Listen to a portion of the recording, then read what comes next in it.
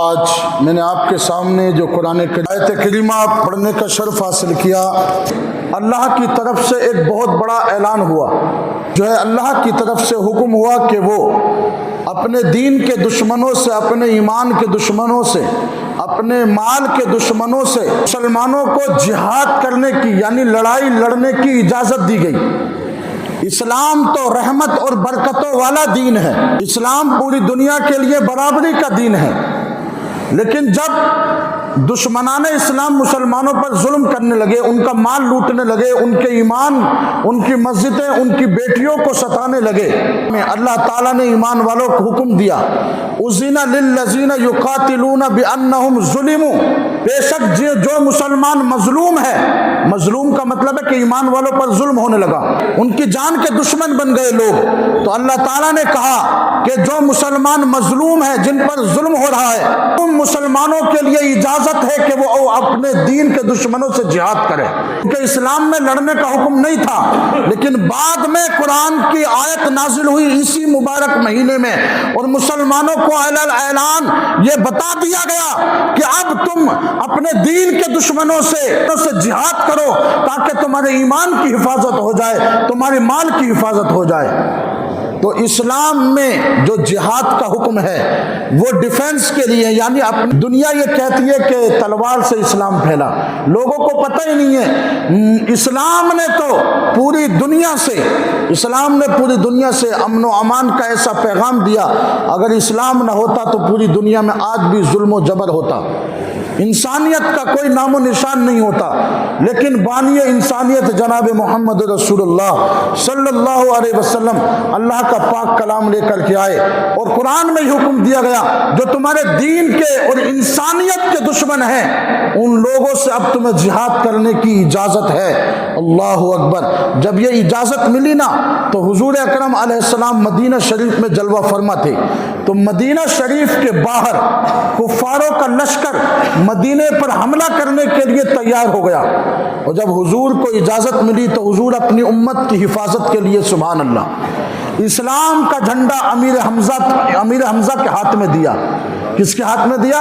اسلام کا جھنڈا امیر حمزہ کے ہاتھ میں دیا، اور پورا لشکر اور سفر اور تمام صحابہ کے ساتھ حضور جو ہے ہتھیار لے کر اپنی امت کی حفاظت کی خاطر، اللہ کے حکم سے اپنی امت کے دین اور مال کی حفاظت کی خاطر مدینے سے باہر نکل کر دشمنوں کے مقابلے میں گئے، اور جب حضور گئے تو پتہ چلا دشمنوں کو کہ مسلمانوں کے نبی آ رہے ہیں، تو وہ خود میدان چھوڑ کر کے بھاگ گئے۔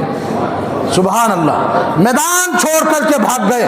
5 دن تک حضور مدینے کے باہر مدینے والوں کی یعنی اپنے امتیوں کی، ایمان والوں کی حفاظت کے لیے کھڑے رہے۔ سبحان اللہ۔ تو قرآن نے اسلام کے دشمنوں سے، اپنی جان اور مال کے دشمنوں سے ہمیں جہاد کرنے کا حکم دیا گیا، لیکن آج کا زمانہ ایسا نہیں ہے۔ میری طرف آپ دیکھیں، میں قرآن کی ایک آیت کا ترجمہ کر رہا ہوں کہ جس کو لوگ آج دنیا میں غلط طریقے سے پیش کرتے ہیں، اور ٹی وی نیوز چینلوں پر یا دنیا بھر کے جو نیتا ہیں وہ قرآن کو غلط طریقے سے پیش کرتے ہیں کہ دیکھو اسلام کی فلاں جنگ ہوئی، فلاں جنگ ہوئی، فلاں جنگ ہوئی، تو مسلمانوں نے لڑ کے جو ہے زبردستی لوگوں کو اسلام دیا۔ ایسا کہیں بھی نہیں ہے۔ حضور کے غلاموں نے یا تو اپنے ایمان کے بچاؤ کے لیے یا دشمنوں سے بچاؤ کے لیے جو ہے تلوار کو اٹھایا ہے، یا پھر حضور اکرم صلی اللہ تعالی علیہ وسلم کی شریعت کے لیے، دین و سنت کے لیے جو ہے ہتھیار کو اٹھایا ہے۔ آج کا دور ایسا نہیں ہے۔ ابھی اس 2 صدیوں سے یہ زمانہ چینج ہو گیا، یعنی ڈائریکٹ اب لڑائی نہیں ہے، اب جو لڑائی ہے وہ پیسے کی ہے اور تعلیم کی ہے۔ اگر کسی قوم کو کمزور کرنا ہے، اس کو مارنا ہے، اس کو ہرانا ہے، تو اس کی 2 چیزیں چھین لو، ایک تو اس کی تعلیم، اور دوسرا جو اس کے پاس پیسہ ہے، اس کے پاس مال ہے۔ ان 2 چیزوں کو چھین لو، وہ قوم خود بخود ہار جائے گی۔ اور ان 70 سالوں میں جب سے اسلامی حکومت ختم ہوئی، مسلمانوں کے ساتھ ہر ملک میں بھید بھاؤ ہوا، اور مسلمانوں کو یہ کہا گیا تمہیں تمہارے دھرم کے جینے کی اجازت ہے، لیکن ہمارے ساتھ بھید بھاؤ ہوا، ہمارے مال کو لوٹا گیا، ہمیں تعلیم سے دور رکھا گیا۔ بتائیے ہمارے ہی ملک میں، دوسرے بھی ملک میں، کسی بھی ملک میں آپ جا کے دیکھیے، ہر قوم کے پاس فوج میں، انجینئرنگ میں، اسکول میں، کالج میں، سرکاری وبھاگ میں سب کو برابر کا درجہ دیا جاتا ہے، لیکن ہمیں نہیں دیا جاتا۔ سمجھ رہے ہیں آپ؟ تو آج جو ہم سے دشمنی کی جاتی ہے وہ دو چیزوں سے، یا تو ان کو تعلیم سے کمزور کرو، یا پھر جو ان کے پاس مال ہے، پیسہ ہے، اس سے ان کو کمزور کرو۔ یہ دو چیزیں کمزور ہو جائیں گی تو یہ آٹومیٹکلی ہار جائیں گی، اور آج یہی ہوا۔ ہم ان دو چیزوں کی وجہ سے آج کمزور ہو گئے، تعلیم کی وجہ سے کمزور ہو گئے، اور دوسرا پیسے اور مال کی وجہ سے کمزور ہو گئے، کیونکہ تعلیم سے تین چیزیں پیدا ہوتی ہیں، جس کو بولتے ہیں نا آج ہندی میں سواستھ اور شکشا اور روزگار۔ یہ تین کام ایک قوم کو کامیاب بناتے ہیں۔ قرآن نے کیا کہا کہ تمہارے لیے لڑنے کی اجازت ہے۔ دنیا جس طرح سے آج چھپ کر کے ڈائریکٹ نہیں انڈائریکٹ تمہارے ایمان کو، اسلام کو کمزور کرے گی، تم سے تمہارا پیسہ کم کرے گی، یعنی مہنگائی اتنی بڑھا دے گی کہ آپ تعلیم حاصل نہیں کر سکتے، مہنگائی اتنی بڑھا دے گی کہ آپ کاروبار نہیں کر سکتے، لون اور بیاج کا کاروبار اتنا ہم پر لاگو کر دیا جائے گا کہ ہم چیزیں خرید کر بزنس نہیں کر سکتے۔ تو ان چیزوں سے آج ہمیں کمزور کیا جا رہا ہے۔ پیارے نبی کے پیارے دیوانوں، آج بہت سارے مولوی کہتے ہیں کہ پیسے سے کیا ہوتا ہے، ایک دن تو مر جانا ہے۔ انہیں یہ نہیں پتا کہ آج کے دور میں پیسے سے ہی سب کچھ ملتا ہے۔ حالانکہ پیسے پہ ہم ایمان کو نہیں بیچیں گے، لیکن ملتا سب کچھ پیسے سے ہی ہے۔ آپ دیکھیں عمر فاروق اعظم، حضرت عثمان غنی نے اسلام کے لیے اتنی دولت کو کمایا کہ پوری دنیا کے اندر اسلام کا بول بالا ہو گیا، اور جب ضرورت آئی دولت پر ٹھوکر مارنے کی تو حسین نے دنیا کی دولت یعنی یزید کی حکومت تخت کو لات مار دی، تو جو اسلام کو پھیلائے وہ دولت ابو بکر اور عثمان غنی نے لٹا دی، اور جو اسلام کو بچائے وہ امام حسین نے اس دولت کو بھی ٹھوکر مار دی۔ تو آج تو ضرورت ہے ہم اچھے خاصا پیسہ کمائیں، اپنی بچوں کو اچھے روزگار، اچھی تعلیم دے کر اچھی زندگی گزارنے کا ان کو موقع دیں۔ اگر ہم آج کے دور میں پیسے سے اگر کمزور ہو گئے تو اچھی تعلیم ہم حاصل نہیں کرا سکتے، اچھا بزنس ہم کھڑا نہیں کر سکتے، زیادہ زمین ہم نہیں خرید سکتے۔ لیکن میرے پیارے نبی کے پیارے دیوانوں، حضور علیہ السلام اور تمام مسلمانوں کا پچھلے سے لے کر آج تک یہی دور ہے کہ انہوں نے تین کاموں میں محنت کی ہے۔ انہوں نے پیسہ کمایا یعنی بزنس کیا۔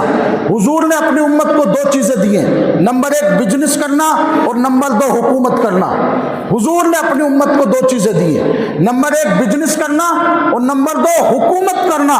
حضور نے دو چیزیں امت کو دی ہیں، اور آپ دیکھ لیں 14,000 سال مسلمانوں نے اس روئے زمین پر حکومت کی، نہ ان سے زیادہ مال و دولت والا کوئی اس دنیا میں تھا، اور نہ ان سے زیادہ طاقتور کوئی حکومت قائم کرنے والا کوئی اور تھا۔ مسلمانوں کی سب سے زیادہ طاقتور حکومت مسلمانوں کی ہے۔ ہندوستان میں آپ دیکھ لیں، ہندوستان میں کاروبار، بزنس، سونا چاندی کی تجارتیں کس نے شروع کی؟ مسلمانوں نے۔ دلی، بمبئی، کولکاتہ، چنئی اور کانپور، یہ بڑے بڑے شہر مسلمانوں نے بنائے بزنس کے لیے، کہ یہ کسی اور نے نہیں بنائے، مسلمانوں نے بڑے بڑے شہر بزنس کے لیے بنائے، اور دنیا بھر کے بدوشوں سے وہ تجارت کرتے تھے۔ ان کی اتنی پاور تھی کہ نہ ان کے کوئی ایمان کو چھین سکتا تھا اور نہ ہی کوئی ان کو خرید سکتا تھا۔ لیکن آج ہم پیسے میں کمزور ہو گئے، تعلیم میں کمزور ہو گئے، تو آپ دیکھ لیں کوئی بھی پارٹی کا آدمی ہمارے کاندھے پر ہاتھ رکھ کے ہمارے ایمان کو خرید لیتا ہے۔ اس ملک میں ہر جگہ اور دنیا میں اکثر جگہوں پر ہم کمزور ہیں، اور جہاں جہاں ہماری تعلیم اچھی ہے، بہت سارے اسٹیٹ ہیں ایسے جہاں ہماری تعلیم اچھی ہے، ہمارے پاس پیسہ ہے، تو وہاں ہمارا کوئی بھی کچھ نہیں بگاڑ سکتا۔ تو قرآن کریم کی اس آیت مبارکہ میں اور نبی پاک علیہ السلام کی تعلیمات کی روشنی میں دو چیزیں میں آپ کو بتا رہا ہوں۔ حضور نے ہم کو بزنس کرنا سکھایا اور حضور نے ہم کو حکومت کرنا سکھایا، اور یہ چیز ظاہر ہے جب حضرت بلال نے اسلام کو قبول کیا، اسلام قبول کرنے کے بعد ان کو بنی امیہ اور بنی خلف نے ان کو قید کر لیا۔ آپ جب بھی اسلام کے اوپر ٹریڈیشن کی بات کریں گے تو آپ کو قید کیا جائے گا، تو بلال کو قید کر لیا اور بلال پر کوڑے برسائے گئے، گرم ریت پر ان کو لٹایا گیا، مارا گیا، ظلم کیا گیا۔